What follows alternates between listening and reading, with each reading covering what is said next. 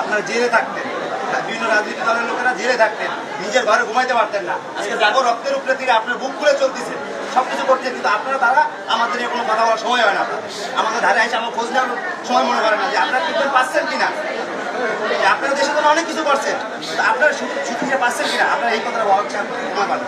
নির্বাচন নির্বাচন নির্বাচন, এই নির্বাচন ছাড়া আর কোনো আমি কই এই দল, আমিও বিএনপি করতাম, না করার কিছু নাই, কিন্তু এখন আমার মন থেকে বিএনপি থেকে ঘৃণা হয়। শুধু প্রত্যেকটা দলের মধ্যে এখন ঘৃণা হয়। কিসের জন্য জানেন? এই 9 মাস 10 মাস ধরে আহতরা যে মেডিকেলে পড়ে আছে, চোখ হারায়, মাঝখানে শুনছিলেন হয়তো 2 চোখ হারায় তার বউ ছেড়ে চলে গেছে গা, এটা শুনছিলেন হয়তো। ট্রিটমেন্টের অভাবে তাদের পুনর্বাসনের কোনো খবর নাই, সপ্তাহখানিক দেখতে আসে নাই, কেউ বলে যায়, আশ্বাস দেওয়া যায়। কিন্তু এখন যারা পলিটিক্স নিয়ে এখন পুরো ব্যস্ত হয়ে গেছে গা, কিভাবে পলিটিক্স করবে আর কিভাবে নির্বাচন করবে। আমাদের যদি মইরাও যায় তাও মনে কোনো দলে মনে হয় না যে দেখতে হবে কোনো দিনও।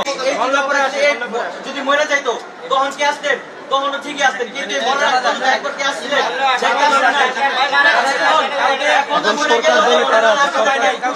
যে মরে গেলেই সব শেষ। কিন্তু আপনারা কোন সব মিডিয়াতে ফোকাস করতে পারবেন না যে